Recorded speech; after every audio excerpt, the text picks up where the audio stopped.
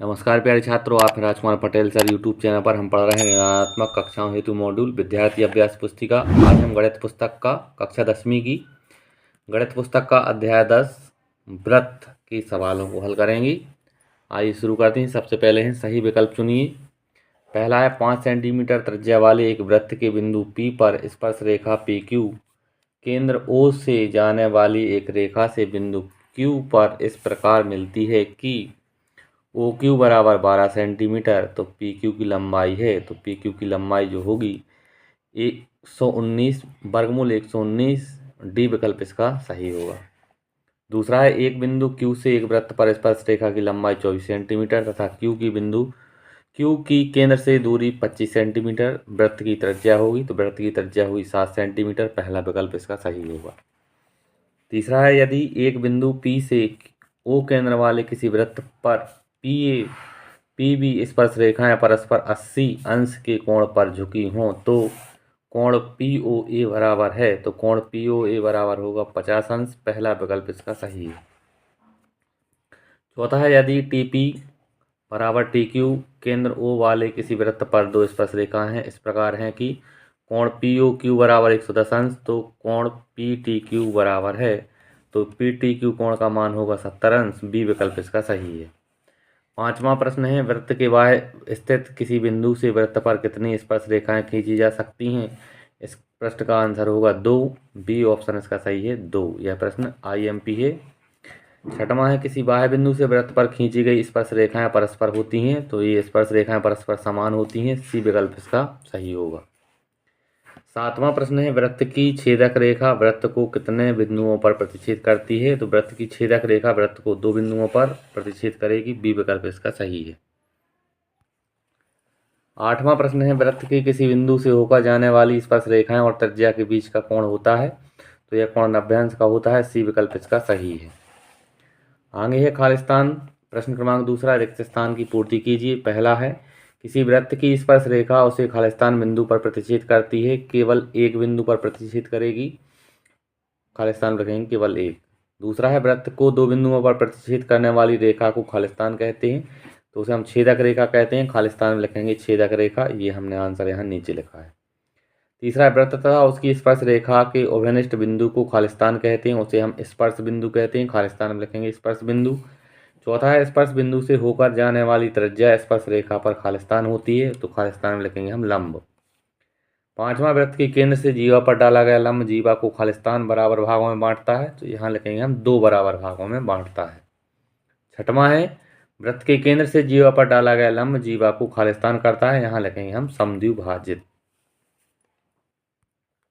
प्रश्न क्रमांक तीसरा है सही जोड़ी बनाओ।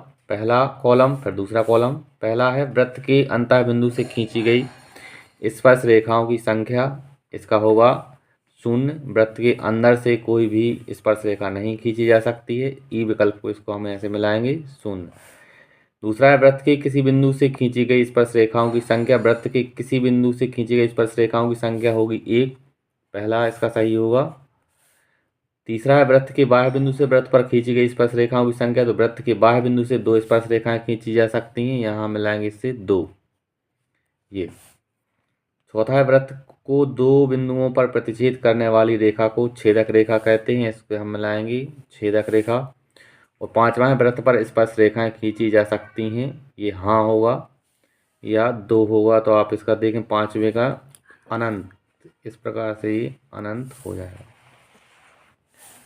प्रश्न क्रमांक चौथा है एक शब्द या वाक्य में उत्तर दीजिए। वृत्त को 2 बिंदुओं पर प्रतिच्छेद करने वाली रेखा को क्या कहते हैं, उसे छेदक रेखा कहते हैं। और दूसरा वृत्त के एक बिंदु पर प्रतिच्छेद करने वाली रेखा को क्या कहते हैं, इसे हम स्पर्श रेखा कहते हैं। आगे सत्य असत्य कथन हमें बताना है। पहला है वृत्त को 2 बिंदुओं पर प्रतिच्छेद करने वाली रेखा को छेदक रेखा कहते हैं, यह कथन सत्य है। सत्य के लिए हमने सही का टिक किया है। दूसरा वृत्त को एक बिंदु पर स्पर्श करने वाली रेखा को स्पर्श रेखा कहते हैं, यह कथन भी सत्य है। तीसरा है किसी बाह्य बिंदु से वृत्त पर खींची गई स्पर्श रेखाएं बराबर होती हैं, यह कथन सत्य है। चौथा है स्पर्श बिंदु से होकर जाने वाली त्रिज्या स्पर्श रेखा के बराबर होती है, यह कथन असत्य है। पांचवा है छेदक रेखा वृत्त को केवल एक बिंदु पर प्रतिच्छेद करती है, यह कथन भी असत्य है। छठवां है वृत्त के बाह्य बिंदु से वृत्त पर 2 स्पर्श रेखाएं खींची जा सकती हैं, यह कथन सत्य है। सातवां है वृत्त के केंद्र से जीवा पर डाला गया लंब जीवा को समद्विभाजित करता है, यह कथन सत्य है।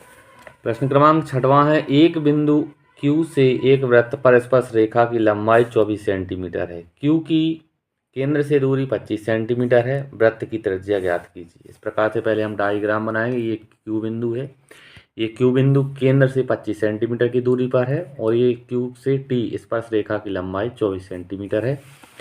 यहाँ दिया है वृत्त का केंद्र O है तथा Q एक बिंदु है जो स्पर्श रेखा है से 24 सेंटीमीटर दूरी है तथा Q केंद्र से 24 सेंटीमीटर दूरी 25 सेंटीमीटर दूरी पर है। तब त्रिभुज OQT में हम पाइथागोरस प्रमेय लगाएंगे। यहाँ ये समकोण त्रिभुज बनेगा। तो OQ, ये OQ जो है कर्ण है, OT लंब है और QT आधार है। समकोण त्रिभुज में कर्ण का वर्ग OQ का वर्ग बराबर QT का वर्ग धन OT का वर्ग। ये OQ है 25, QT है 25, ये 24, OT हमें निकालना है। 25 का वर्ग 24 का वर्ग 25 का वर्ग 625, 24 का वर्ग 576, पक्षांतर कर लेंगे तो यहाँ 625 माइनस 576 OT का वर्ग, ये वर्ग इस साइड आके वर्गमूल बन जाएगा। 625 में से हम 576 घटाएंगे 49, OT बराबर आएगा 49 का वर्गमूल। 49 का वर्गमूल होगा 7, OT की लंबाई आ जाएगी 7 सेंटीमीटर। अतः वृत्त की त्रिज्या OT बराबर 7 सेंटीमीटर होगी। सातवां प्रश्न है वृत्त के केंद्र से 5 सेंटीमीटर की दूरी पर स्थित किसी बिंदु से वृत्त पर खींची गई स्पर्श रेखा की लंबाई 4 सेंटीमीटर है, तो वृत्त की त्रिज्या ज्ञात कीजिए। इसको चित्र को हम कुछ इस प्रकार से बनाएंगे। ये वृत्त है, वृत्त का केंद्र से 5 सेंटीमीटर की दूरी पर एक ए बिंदु है। ए बिंदु से बी स्पर्श बिंदु की लंबाई जो है ए बी बराबर 4 सेंटीमीटर है। वृत्त के केंद्र O है, वृत्त के केंद्र से 5 सेंटीमीटर की दूरी पर वृत्त की स्पर्श रेखा की लंबाई 4 सेंटीमीटर है तथा ए बी बराबर 4 सेंटीमीटर। हम समकोण त्रिभुज लेंगे। ओ ए यहाँ हमने पहले लिख लिया है 5 सेंटीमीटर, ओ बी बराबर x मान लिया हमने। समकोण त्रिभुज ओ ए बी में ओ ए का वर्ग यानी कर्ण का वर्ग अन्य दो भुजाओं के वर्गों के योग के बराबर होता है। ओ ए का मान 5 है, ओ बी हमने x माना है, ए बी का मान दिया है 4। 5 का वर्ग बराबर x का वर्ग धन 4 का वर्ग। 5 का वर्ग 25, 4 का वर्ग 16, यहाँ हमने इसको पक्षांतर कर लिया है। 16 इस साइड आ गए तो माइनस के हो गए।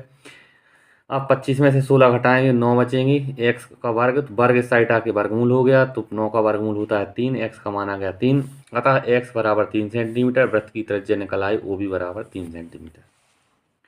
आगे देखिए प्रश्न 8वां है सिद्ध करो कि स्पर्श बिंदु से होकर जाने वाली त्रिज्या स्पर्श रेखा पर लंब होती है। देखते हैं, दिया है वृत्त, ये आप इस प्रकार से पहले चित्र बना लें। ये एक स्पर्श रेखा है, ए बी एक स्पर्श रेखा है। वृत्त के केंद्र से स्पर्श बिंदु पर ये लंब डाला गया है। हमें ये सिद्ध करना है ये 90 डिग्री का है या नहीं है।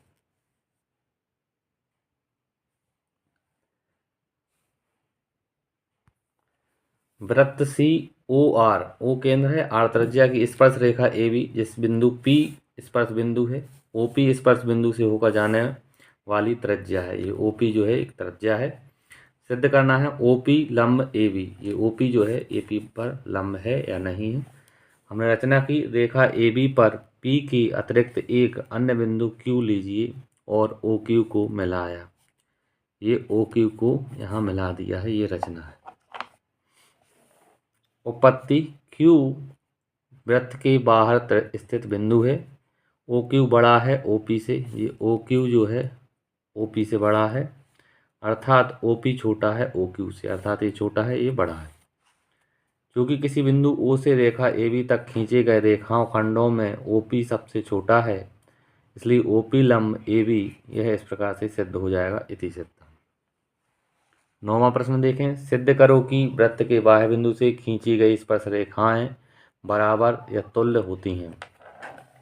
ये वृत्त, पहले आप ये चित्र देखें। ये एक बाह्य बिंदु है, बाह्य बिंदु से खींची गई जो दो स्पर्श रेखाएं हैं पी आर और पी क्यू, ये हमें सिद्ध करना है कि ये दोनों रेखाएं बराबर हैं स्पर्श रेखाएं या नहीं हैं। ये हमने रचना की है, ओ को क्यू से मिला दिया और ओ को आर से मिला दिया, तो यहाँ 90 अंश का कोण बनेगा, यहाँ भी 90 अंश का कोण बनेगा। ये वृत्त की त्रिज्या बराबर होगी, ये भी वृत्त की त्रिज्या बराबर होगी। लिखा है वृत्त COR, O केंद्र, R त्रिज्या पर बाह्य बिंदु P खींचे गए दो स्पर्श रेखाखंड PQ और PR हैं। सिद्ध करना है PQ बराबर PR, यानी PQ और PR बराबर हैं, ये सिद्ध करना है। रचना की हमने रेखाखंड OP को OQ और OR से मिला दिया है। उत्पत्ति में लिखेंगे क्योंकि PQ एवं PR स्पर्श रेखाएं हैं और OQ एवं OR त्रिज्याएं हैं, इसलिए OQ लंब PQ एवं OR लंब PR एवं कोण OQP बराबर कोण ORP बराबर 90 अंश।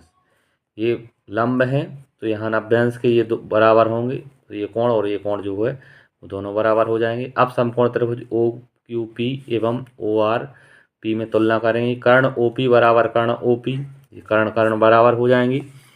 भुजा OQ बराबर भुजा OR, ये हमें दी गई है। अब त्रिभुज OQR सर्वांग सम त्रिभुज ORP RH सर्वांग समता से ये समकोण त्रिभुज सर्वांग समता का यहाँ नियम से ये त्रिभुज सर्वांग सम हो जाएंगी। अब अगर सर्वांग सम त्रिभुज हो गए हैं तो PQ बराबर PR हम लिख सकते हैं और इस प्रकार से ये सिद्ध हो जाएगा।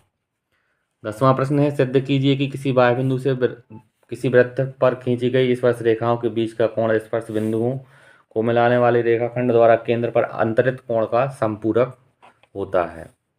हल, माना हमने O केंद्र वाले वृत्त के बाहर स्थित बिंदु P से वृत्त पर दो स्पर्श रेखाएं PQ एवं PR खींची गई हैं। QR को हमने मिला दिया है, ये आप चित्र यहाँ देखें। P ये बिंदु, P से Q और P से यहाँ PR, ये QR को हमने मिला दिया है। रचना लिखेंगे OP को मिलाया, ये हमने OP को भी मिला दिया। समकोण त्रिभुज OQP एवं कोण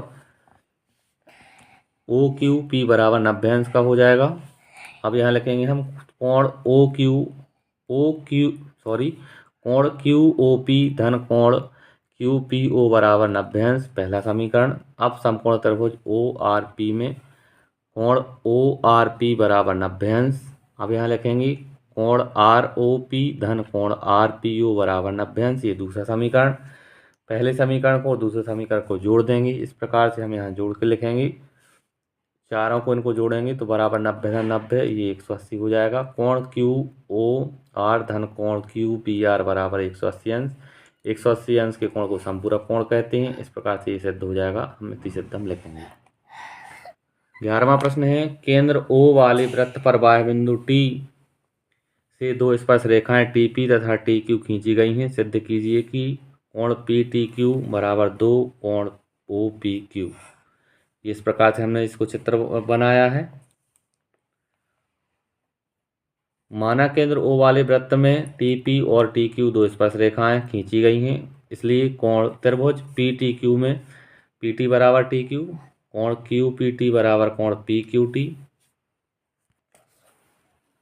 माना त्रिभुज PTQ में यहाँ हमने लिखा x धन कोण PTQ बराबर 180 अंश, ये पहला समीकरण। अब चूंकि कोण OPT बराबर 90 अंश है, इसलिए कोण OPQ धन कोण QPT बराबर 90 अंश। अब हम लिखेंगे कोण QPT बराबर 90 अंश माइनस कोण OPQ, ये दूसरा समीकरण हम बनाएंगे। समीकरण 2 से मान समीकरण 1 में रखने पर तो हमें यहाँ 2x धन कोण PTQ बराबर 180 अंश, यहाँ 2 बाहर लिख लेंगे। x का मान यहाँ 90 है, यहाँ x बराबर 90 अंश माइनस कोण OPQ है, ये दूसरा समीकरण में आप ध्यान रखेंगे। x बराबर ये इसके बराबर है। अब हमने यहाँ 2x था, x का मान यहाँ रखा है, तो x का मान 90 माइनस कोण OPQ धन कोण PTQ बराबर 180 अंश। अब ये 2 का गुणा करेंगे हम, तो 90 दूनी 180 माइनस 2 कोण OPQ धन PTQ बराबर 180 अंश। 180 अंश और 180 अंश से हम यहाँ काट देंगे, तो अब यहाँ कोण माइनस 2 कोण OPQ बराबर माइनस कोण PTQ। ये PTQ जो था इस साइड हमने पक्षांतर कर दिया है, तो ये माइनस का हो गया। अब माइनस और माइनस यहाँ से कैंसिल हो गया, तो हमारा सिद्ध हो जाएगा 2 कोण PTQ बराबर 2 कोण OPQ। इति सिद्धम हम यहाँ कर लेंगे। चित्र में आप देख लें P कोण का मान x है और यहाँ Q कोण का मान भी हमने यहाँ x माना है। इस प्रकार से इसको हमने किया है। इस तरह से प्यारे छात्रों, इस वीडियो के माध्यम से हमने पार्ट 10 यानी अध्याय 10 के सवालों को पूरा किया है। अगर आपको वीडियो अच्छा लगा है तो चैनल को सब्सक्राइब करें, वीडियो को लाइक करें और अपने दोस्तों के साथ शेयर करें। धन्यवाद। जय हिंद। वंदे मातरम।